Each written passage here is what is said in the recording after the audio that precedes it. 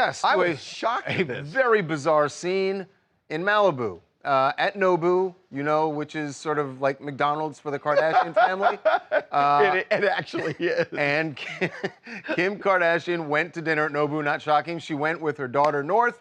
Here is the shocking part. Kanye was there too. Yes, Kim and Kanye they broke bread. Now this is clearly. How did he break bread? I don't know. I don't know that he actually. They may have broken bread. I don't know that he ate any of that mask on.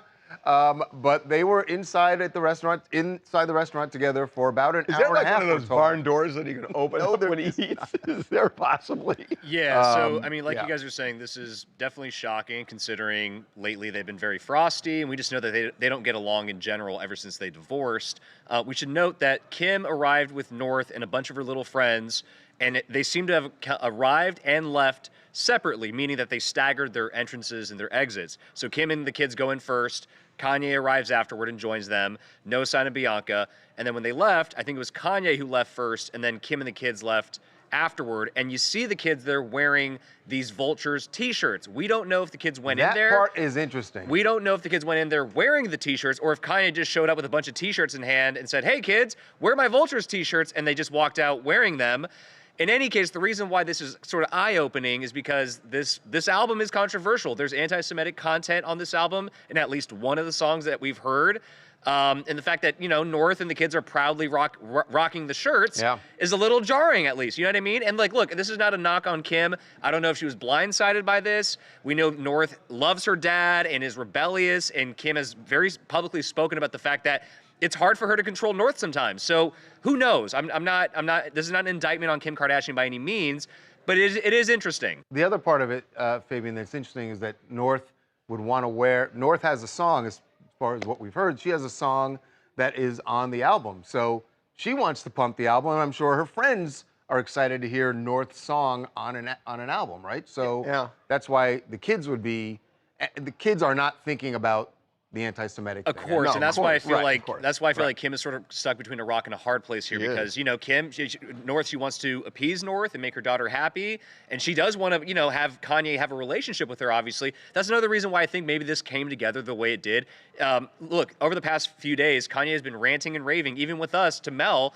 He was ranting and raving about my kids and where were you guys when I was getting my kids taken away from me and all this nonsense. He's been very publicly saying that. So maybe this is Kim saying, okay, I'm hearing all this. Let me try to tamper this down and show them getting together with his daughter so it looks like I'm actually not keeping North from her dad. That's kind of what I suspect is maybe going on here, but who knows?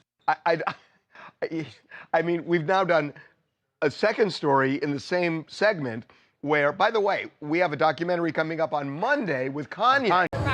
Hey! Oh, you're an entertainer. I live for this. Lovely to meet you. Thank you so much for stopping for us. I really appreciate it.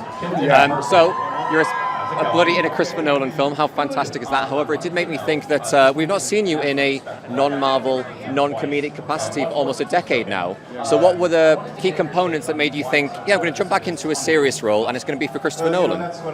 I mean, first of all, he called and asked. Could you imagine if Chris Nolan called you and said he wants you to be in his movie? You kind of go numb and then you're just nodding your head. But I've seen him around throughout the years. For a minute, he was on the other team. He was a DC guy and I was a Marvel guy. But then if you just watch the history of this, I mean, come on.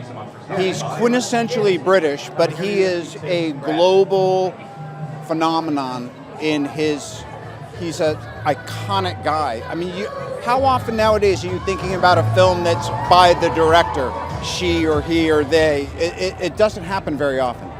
You brought it up. There is a Marvel-DC divide. Was that ever playfully alluded to between you two? Most definitely playfully. But I'm so happy that he called me because sometimes these dumb little things can translate into feeling a bit separate. And I always wanted to be on Team Nolan. As you are. So I'm psyched. And I've seen you leading ensemble cast before, but here you are kind of supporting Killian in an ensemble cast. That's great to see. How did it feel kind of taking a side role? When people see him in this film, they're going to understand why he is so revered by his peers. We've all known it for a long time, and now the world is going to see.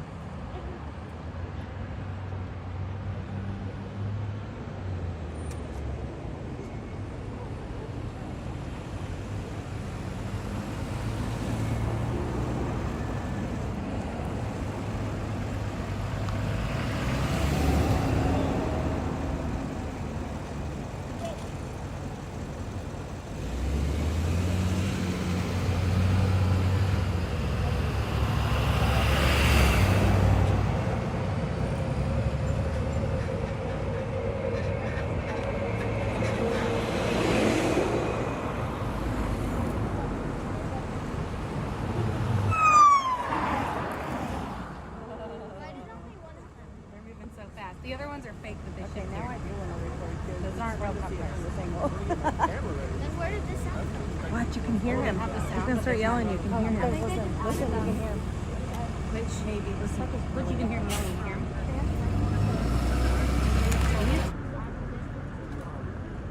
It is our rating. We're gonna have to wait and find out if they pick this where he slides on the wall down, or if they pick one where he just storms off, because it's gonna be a different thing. That's sad. Yeah, it's very. If it's R rated,